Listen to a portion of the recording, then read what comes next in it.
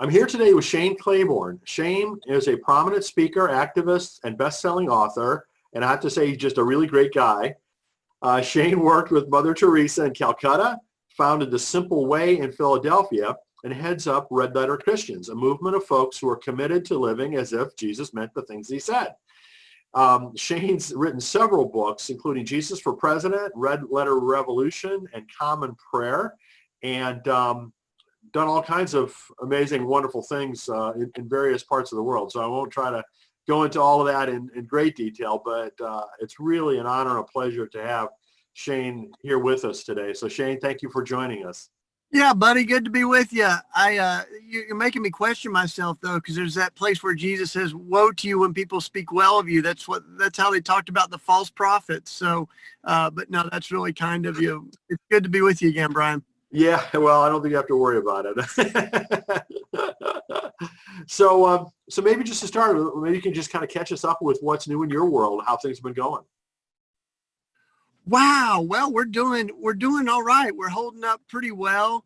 I'm in a car right now because we are hitting the road heavy this week. We did two different, we've been calling them revivals for revolutionaries, inviting people to, commit or recommit their lives to Jesus and to justice. And so, it's not so coincidental that those line up with the two political conventions. So we held one revival in a wonderful urban garden and farm called Alice's Garden in Milwaukee. We heard from all kinds of different speakers and artists, and had a beautiful dance from the young people. We melted a gun into a plow.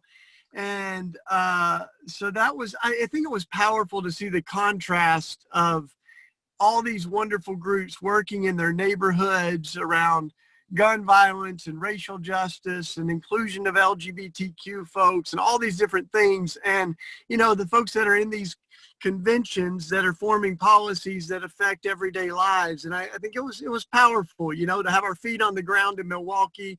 And now we're headed to the East Coast, where Red Letter Christians, Vote Common Good, Faith in Action are all collaborating with some other groups, and we're marching from Charlottesville to Washington, D.C., where we'll land on the anniversary of Dr. King's March on Washington in 1963. Wow. And as folks are listening to this, I think this will come out right in the middle of that.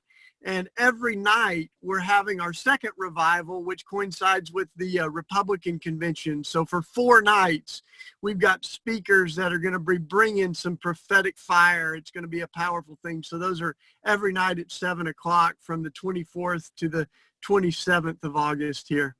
So where online can we find links to that I can point people to?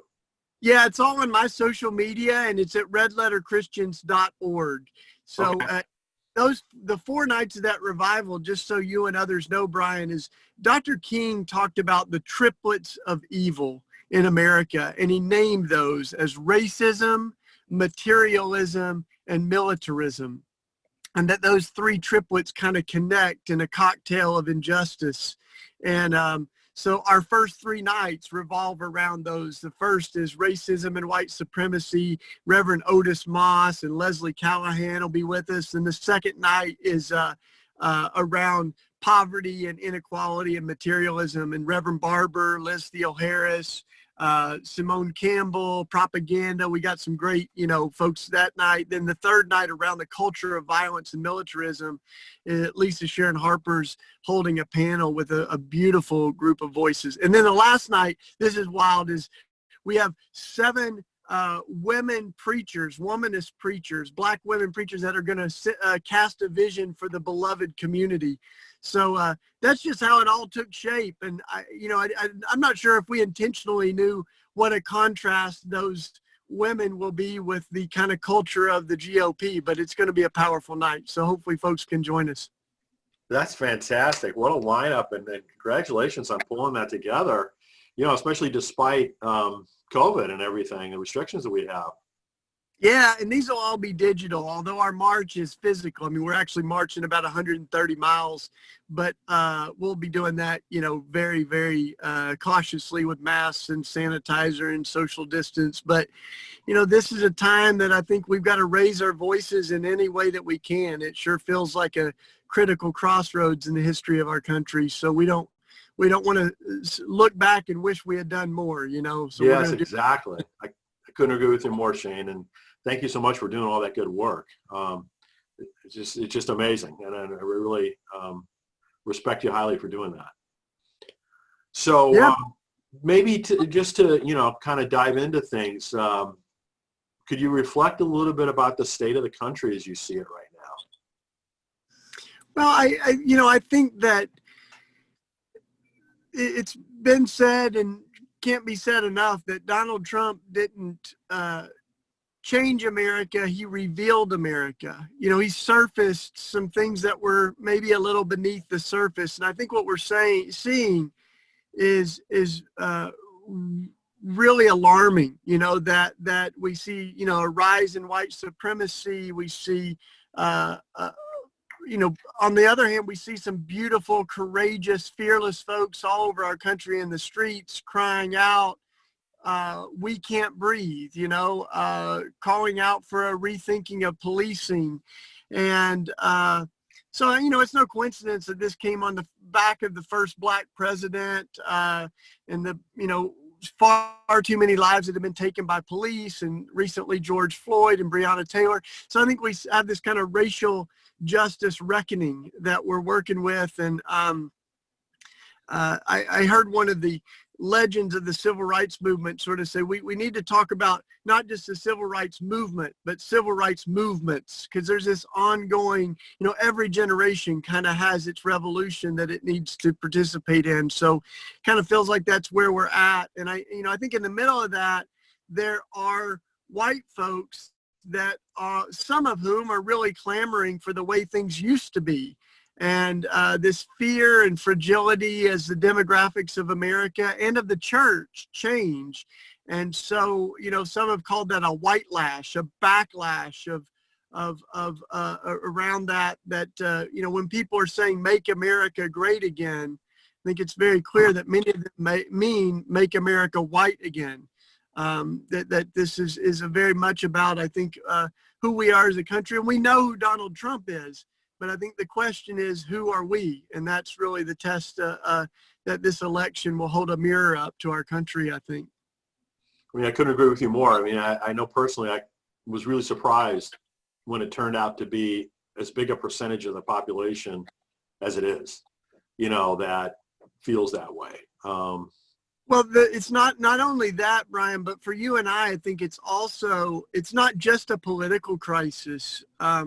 It's also a spiritual crisis, that there are many who claim to be Christian that are defending things that are very un-Christ-like. And I'm sure not perfect, but I do think that a tree is known by its fruit. And some of these things are not about left and right politics, but they're about right and wrong. And it is exactly my love for Jesus that causes my deep concern about Donald Trump. And I'm very committed to stopping the rhetoric of hatred and the policies that are so oppressive.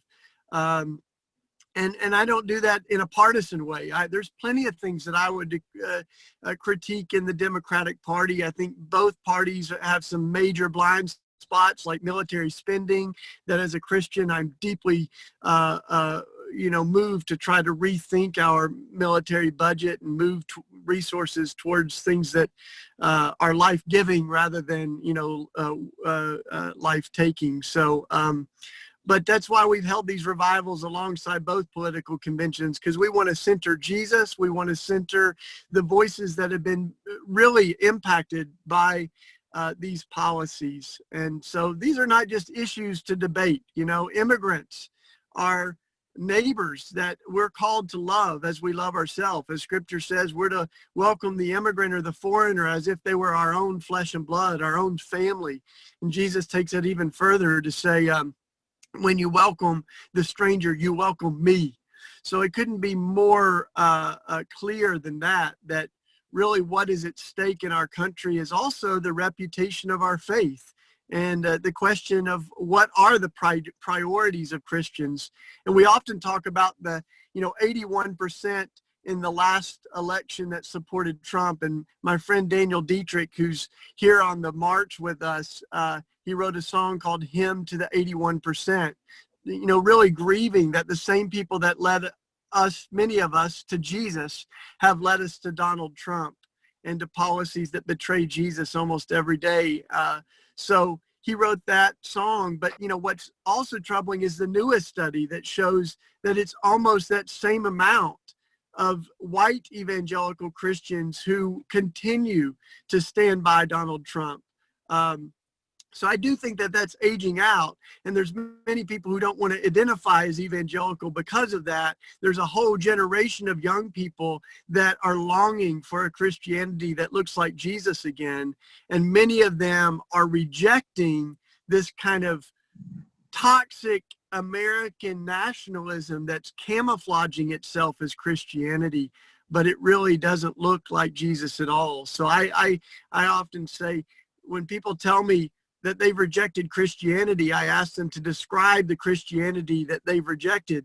And as you know, Brian, it's not the compassionate Christianity.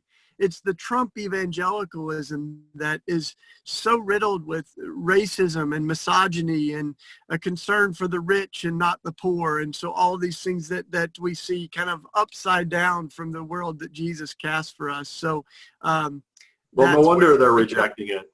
Yeah, when for many people, I think rejecting that narrative of Trump evangelicalism isn't the end of their faith. It's actually the beginning of a more robust and I think authentic faith. I'd rather have much rather have people there, as opposed to the denial. And, as you said, doing things that are so clearly not what Jesus gave us as a role model to do. Yeah, and the danger, Brian, is that there are some folks that are going to leave white evangelicalism, but they're not going to go anywhere else. And I think that gives sort of a colonizing power to those voices like Franklin Graham or Jerry Falwell or whoever that continue to try to defend the indefensible. And what it does is it erases a lot of the really faithful voices in our country. I mean, over a third of evangelicals are not white. And it's almost the opposite in that population of non-white evangelicals. Some 80% of them oppose the policies of Donald Trump. So I think we've got to see that, there's a bigger landscape of Christianity than just white evangelicalism. No question about that. No question about that. And I think, all the work that you and I are both doing is trying to lift that up and make that happen and build focal points for people that think like that. So in any event, you've been really good at speaking across the spectrum of Christianity. And now things are as polarized as I can ever remember them being. What are some of the ways that you found to be most effective to speak with people who don't necessarily share your political views? Some of that depends on who I'm talking to, whether they share my faith conviction or not. This event that we did in Milwaukee was a really diverse group of interfaith and people that maybe didn't claim any faith at all, but were sort of leaning in. So, in some of those places, I really want to talk about what it means to love our neighbor. And the scripture says actually that no one has seen God, but if we love one another, God lives among us. So I think that, God is love. And so we can begin there with some people. Like, I think that's really a way of putting our finger on some of the crisis in our country, is that I literally think that what's driving some of the most unhealthy things happening in our country is a fear and fragility that is very different from love. And scripture also says that perfect love casteth out fear. So the question we can ask is, what does it mean to choose love over fear? What does it mean to form policies that are driven more by love and compassion and hospitality than, by fear and fragility and scarcity? So you know, that's one of the questions. But then I think when I do find myself talking to many Christians, and the irony is that Gandhi was right when he was asked about Christianity, and he said, "I love Jesus. I just wish the Christians acted more like him." And I What a think concept. the best corrective for what's gone wrong in white evangelicalism is Jesus.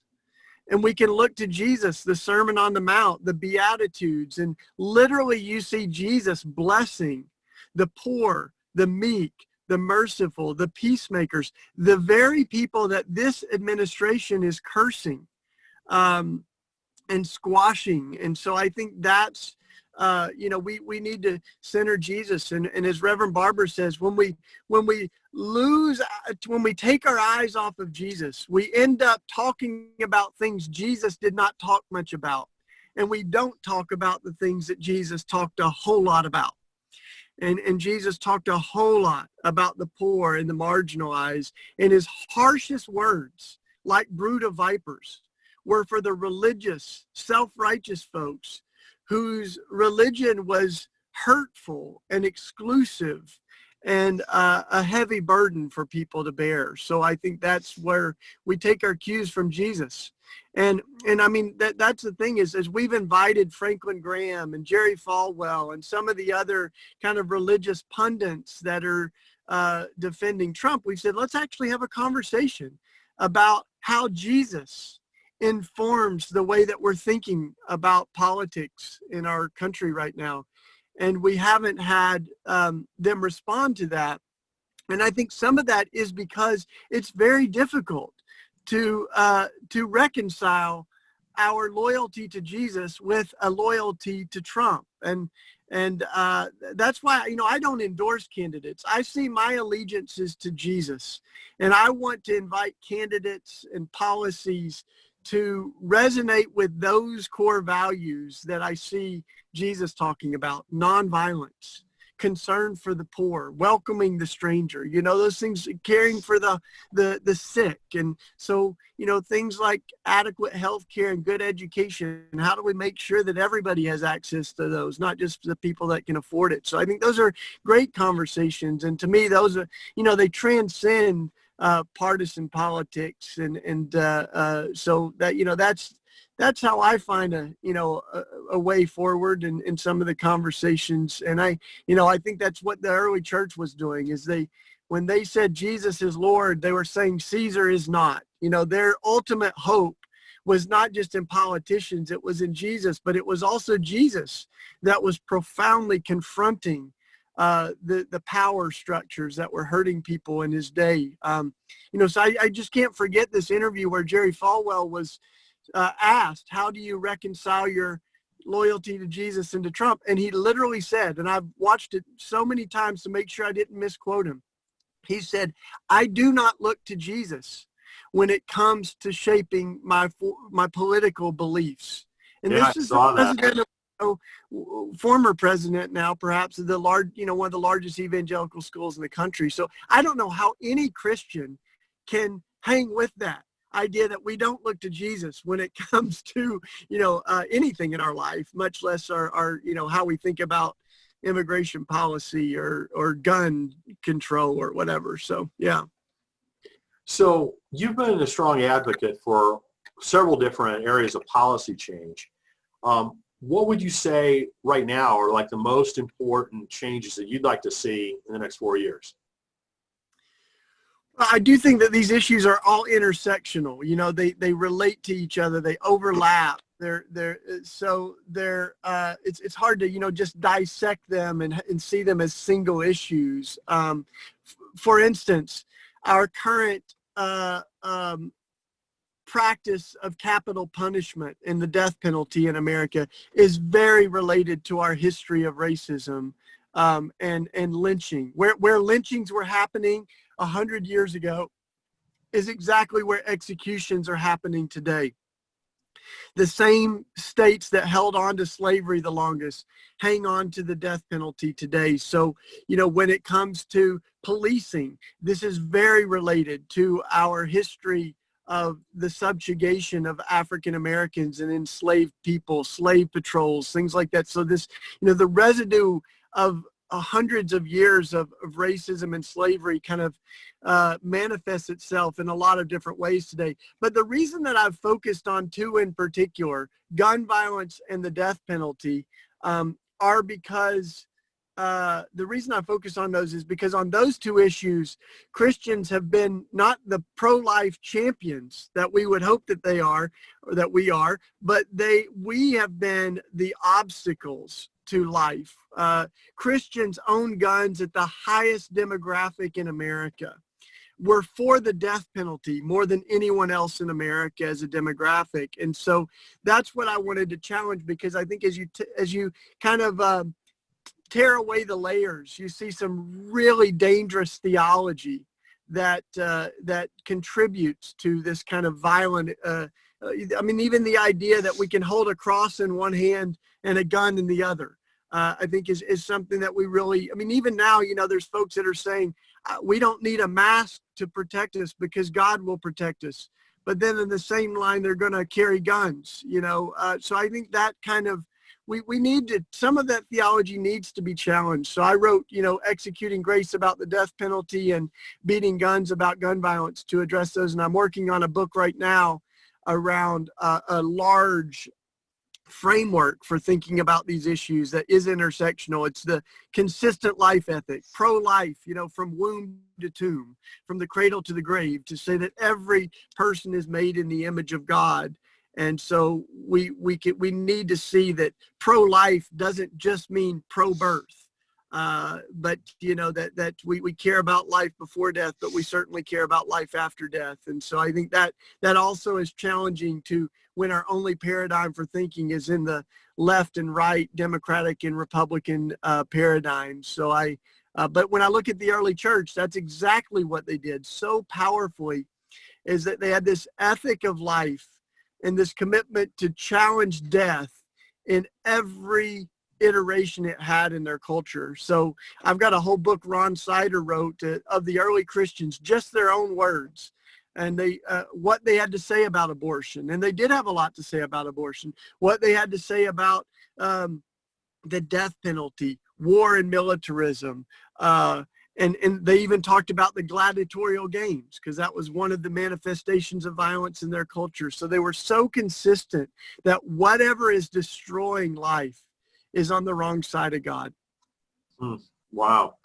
So please keep us posted on that book, when it's ready to be released, that we can help you get the word out about it. Yeah, I will, buddy. It's going to be a little while. I'm multitasking right now, but thanks. Keep it in your prayers. And I'm for sure. For sure. So let's imagine for a moment that after the election, there's some real positive changes in terms of the attitude toward combating systemic racism. What would be the most important steps that you would like to see the government take in that regard?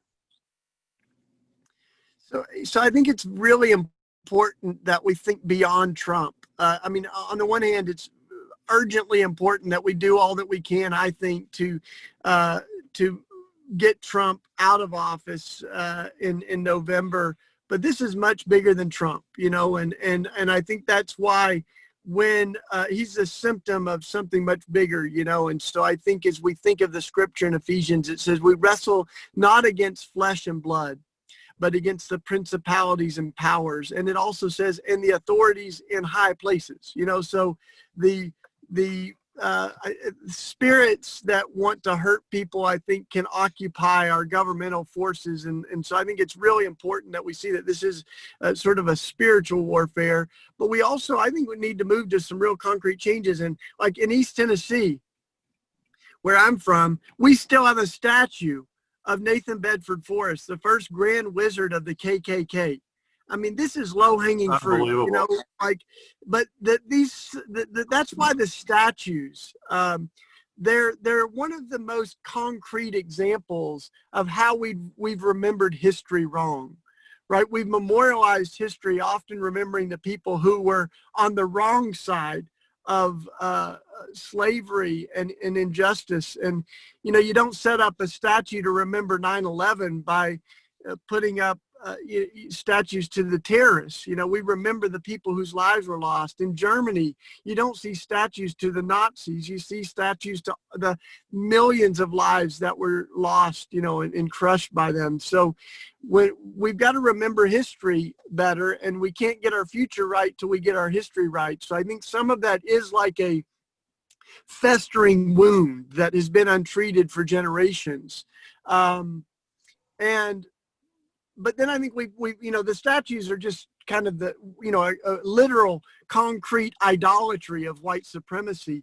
But then we've got to think, like, how does that systemic racism, how has it affected our systems, our education system, our criminal justice system, where 1 in 3 African-American boys born today, 1 in 3 can expect to go to jail. This is exactly the residue of those hundreds of years of racism and slavery. So what does it look like to do the good work of restorative justice and reparations to heal some of those wounds?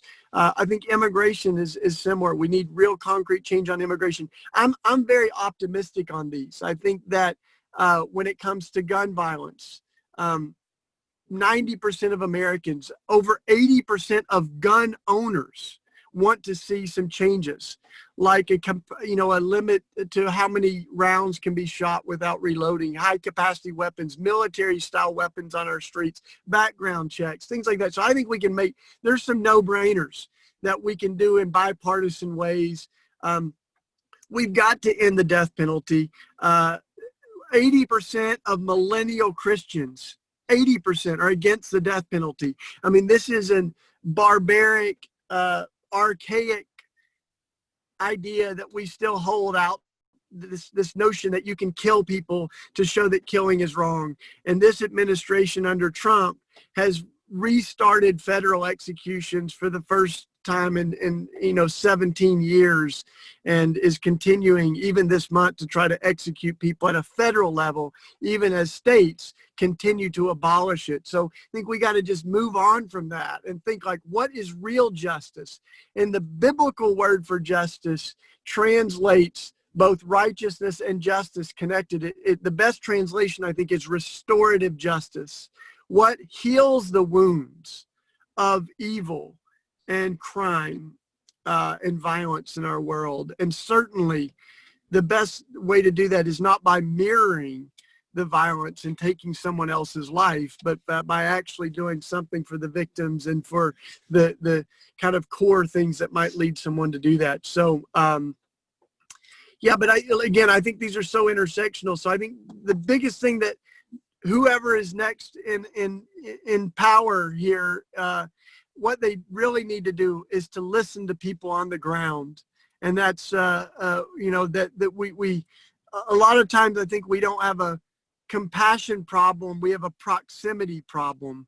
And it's that some of those forming policies aren't in touch with the people that are directly impacted by them. So I think change comes from the bottom up. And the good news is that there are people all over this country that are marching in the streets and organizing and have platforms like the Poor People's Campaign that have very specific things that we believe this government, this administration, the next administration need to do to ensure the flourishing of everyone.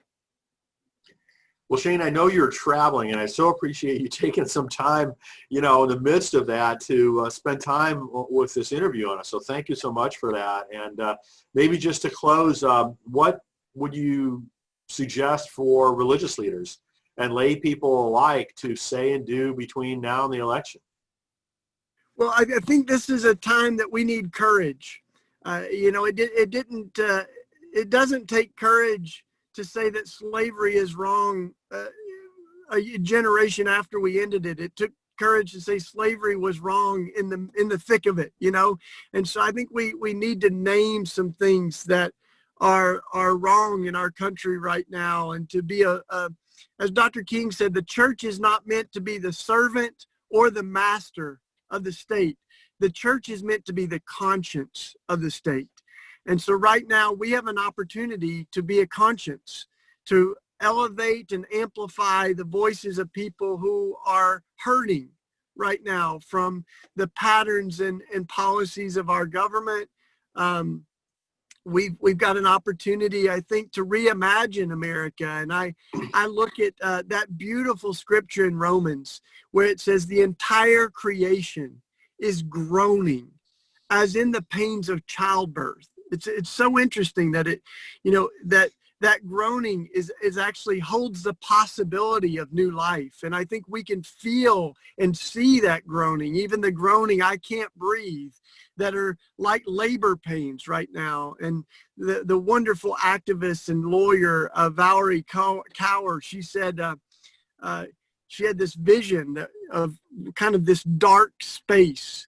And she said, at first I thought I might be in the tomb and that America was dead. But then I realized maybe it's a womb and America is just being born.